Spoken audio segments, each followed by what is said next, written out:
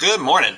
Hopefully, after the last couple of days, you've become somewhat proficient at graphing an equation of a line in slope-intercept form.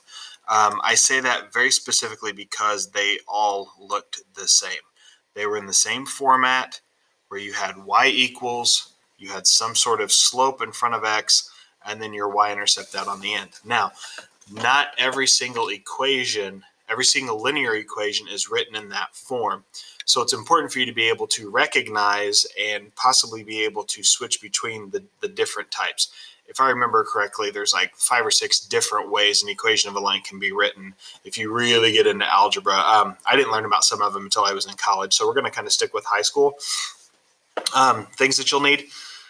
The other form of an equation of a line is written in what's called standard form, and that's where you have you have big whole number coefficients in front of your x and your y, and they're on the same side of the equal sign together, and then you've got a constant on the right hand side of the equal sign.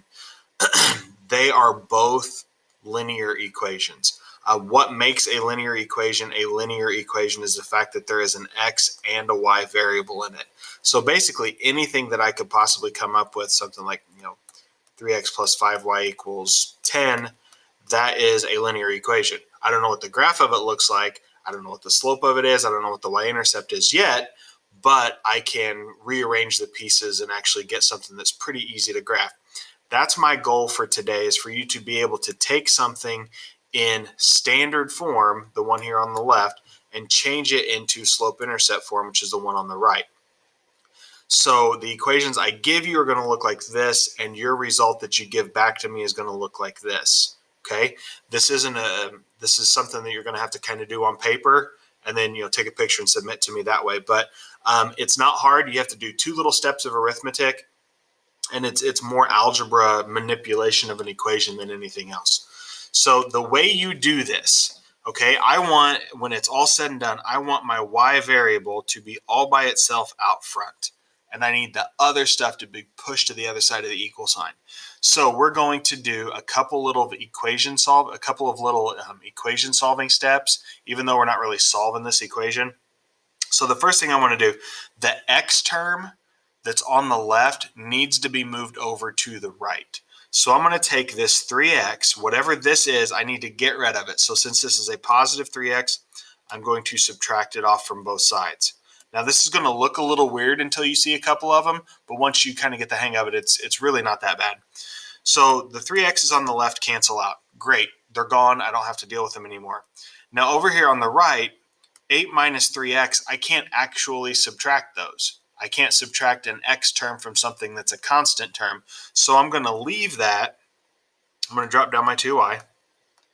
I'm going to leave that as negative 3x plus 8.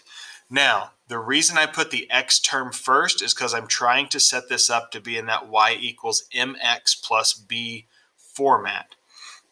So now I've got the y term on the left by itself. I've got the x term first. I've got my constant next. It's starting to take shape.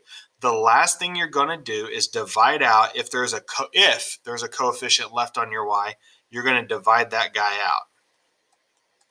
Now what's going to happen on these, just piece by piece, what happens to the 2's on the y here? They're going to cancel out and leave just your y. The negative 3 divided by 2, that's okay. I'm going to leave that alone because that's my slope. So it's okay if it winds up being a fraction. I would encourage you to look for it to reduce. Like if it were to be, 6 over 2 or something where you could actually simplify it.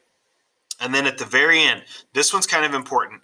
If I did my job, if I set these up the way I intended to for you, that will reduce down to a whole number every single time because I want that to be our y-intercept. That's where our line is going to get graphed on the y-axis. So I want that to be a whole number to make it easy to start the graph. It's okay if this guy's a fraction. I kind of expect it because it's the slope. So this is the slope-intercept form of that original standard form equation. Okay, the reason we like the slope-intercept forms is they're so much easier to graph. It would be ridiculously hard. It would be rather hard for us to graph the original 3x plus 2y equals 8. Jump too far. Okay, this doesn't change. It's not going to get any harder. This is the process. You subtract off anything that's at the beginning. You might have to add if it's negative. So I'm going to subtract that from the right-hand side too, just like it's an equation. So that leaves me a minus y equals. Remember, put your x term first here because I want it to be in the right form. Now, I've got this negative y equals negative 4x plus 5. I've got to divide out anything attached to the y. Well, that's a negative 1. So I can divide that guy out.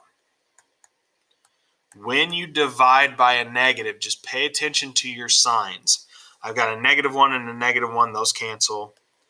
Now, my negative 4x divided by negative 1 is now a positive 4x. You can leave it over 1 if you want. And then at the end, 5 divided by negative 1, negative 5. You don't always get a fraction in front of the x, but it happens most of the time because that is your slope. All right, last one. All right, I'm going to subtract off my x. That leaves me 3y. Remember to put your x term first. You will not actually be able to subtract that from a constant. You can't combine those.